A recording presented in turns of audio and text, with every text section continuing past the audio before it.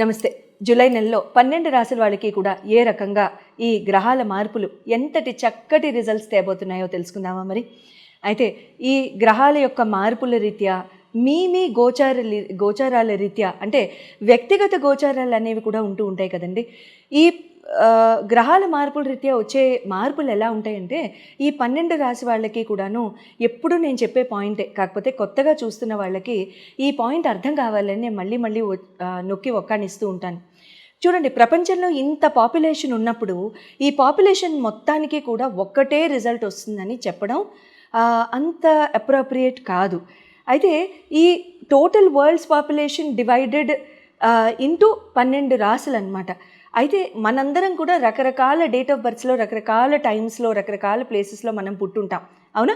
So మనం ఇలా రకరకాలుగా మన గోచారాల రీత్యా, మన జన్మకుండల రీత్యా, గ్రహ మార్పుల రీత్యా మనకే రకంగా ఉండబోతుందని తెలుసుకోవాలనుకుంటే కనుక మీకు జరుగుతున్న దశల్ని బట్టి, మీకు జరుగుతున్న అంతర్దశల్ని బట్టి, మీకు జరుగుతున్న ప్రత్యంతర దశల్ని బట్టి, మళ్ళీ మీ లగ్నాల్ని బట్టి, మీ రాసుల్ని బట్టి ఏ రకంగా ఉండబోతోంది, మీ కోరికల్ని బట్టి ఏ రకంగా ఉండబోతోందని తెలుసుకోవాలనుకుంటే కనుక అప్పుడు మీరు స్క్రీన్ మీద ఉన్న డిస్ప్లే చేయబడ్డ నంబర్స్కి మీరు కాల్ చేసి అపాయింట్మెంట్ తీసుకోవచ్చు. కన్యారాశి వారందరికీ కూడా ఈ జూలై నెలలో ఎంత చక్కటి రిజల్ట్స్ ఈ ప్లానెట్స్ అన్నీ చకచకా ఇచ్చేయబోతున్నాయో తెలుసుకుందామా మరి? Very good.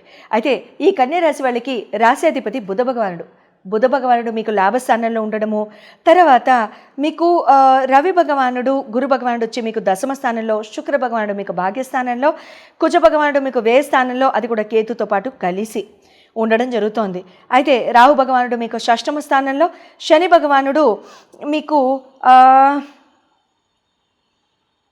సప్తమ స్థానంలో ఉండడం జరుగుతోంది.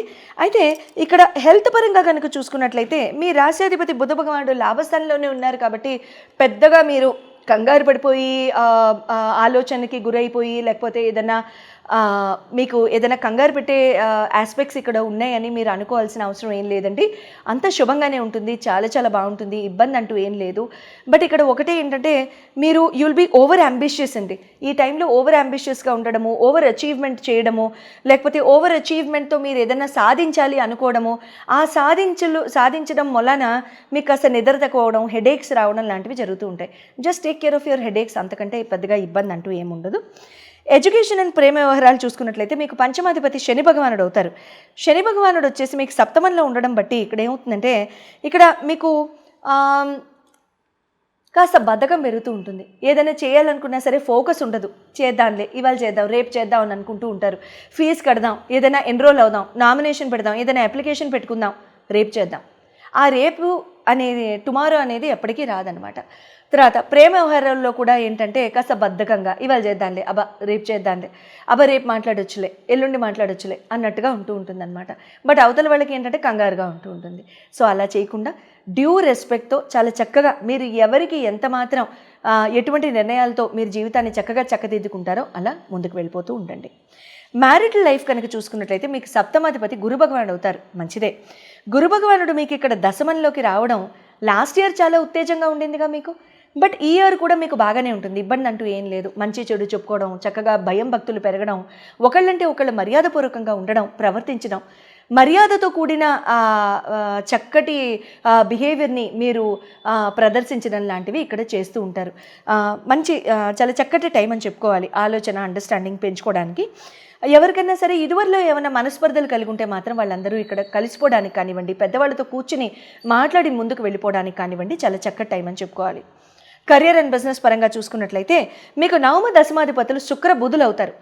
శుక్ర భగవానుడు మీకు వచ్చేసేసి మీకు ఆయన నవమ స్థానంలో ఉన్నారు కాబట్టి ఆపర్చునిటీస్ పెరుగుతాయి, ఆహ్లాదకరమైన వాతావరణం, ఫైనాన్సెస్ పెరుగుతాయి, స్టక్ అయిపోయిన ఫైనాన్సెస్ రిలీజ్ అయిపోతాయి, ఇన్వాయిసెస్ అన్నీ కూడా మీకు చాలా చక్కగా జరుగుతూ ఉంటాయి. ఇన్వాయిసెస్ ఏమైనా పెండింగ్లో ఉన్నా, మీరు ఏమైనా ఫాలోఅప్స్ చేస్తున్నా, this is the correct time, please follow up, complete everything, the finances will be release, they will not be stuck anymore. బుధ భగవానుడు కనుక చూసుకున్నట్లయితే బుధ భగవానుడు మీకు లాభస్థానంలో ఉన్నారు కాబట్టి వెరీ గుడ్. ఇక్కడ ఉద్యోగాలు మారాలనుకున్న వాళ్ళందరికీ కూడా ఈ పర్టిక్యులర్ ఫేజ్ని చాలా చక్కగా సద్వినియోగం చేసుకుని జూలై 29వ తారీఖు వరకు కూడా మీరు ఏమైనా ఆపర్చునిటీస్ని చాలా చక్కగా మీరు పెంచుకుని మీరు వాడాలి, మీరు వెళ్ళాలి అని అనుకుంటే కనుక చాలా చక్కగా ఈ ఆపర్చునిటీని మీరు వాడుకుని మీరు ముందుకు వెళ్ళొచ్చు. శుభంగా ఉంటుంది. కెరీర్ ఆపర్చునిటీస్ కూడా పెరుగుతాయి. మీకు వస్తాయి ఆ ఆపర్చునిటీస్ వెళ్తే అంటే అది కూడా చాలా చక్కగా మీకు 60% 70% అయితే మంచి అవకాశాలు ఉన్నాయండి.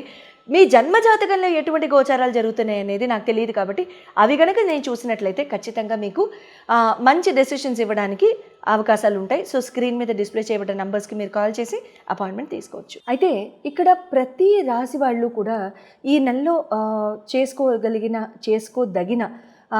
లేకపోతే చేసుకుంటే మంచిది, ఒక మంచి ఆలోచన అనుకుంటే కనుక రోడ్డు మీద ఉన్న ఈ తిరుగుతూ ఉంటాయి కదండి కుక్కలు శునకాలు, ఇవి వాటికి చాలా చక్కటి ఆహారం ఏదైనా మీరు ప్లేట్లో కానీ చక్కగా వినయపూర్వకంగా ప్లేట్లో కానీ పేపర్లో కానీ పెట్టడానికి ప్రయత్నిస్తూ ఉండండి.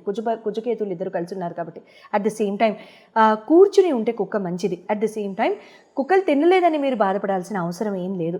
యథావిధిగా ప్రతి నెల కూడా మనం హనుమాన్ చాలీసా, ఇది 9 నంబర్ కాబట్టి హనుమాన్ చాలీసా చదువుకుంటాం కాబట్టి 2 సార్లు ప్రతిరోజు హనుమాన్ చాలీసా చేయడానికి ప్రయత్నించండి. అట్ ద సేమ్ టైం ఇక్కడ ఓం నమ శివాయ జపం కూడా 108 సార్లు మీరు ప్రతిరోజు కనుక చేసుకున్నట్లయితే జీవితం చాలా చక్కటి మార్గాన్ని చూస్తుంటుంది. లేకపోతే కంగారు కానీ, లేకపోతే మనస్పర్ధలు కానీ, గొడవలు కానీ ఏ రాశి వాళ్ళు వెళ్లకుండా ఈ జూలై నెలలో మనల్ని మనం కాపాడుకోవచ్చు. శుభం.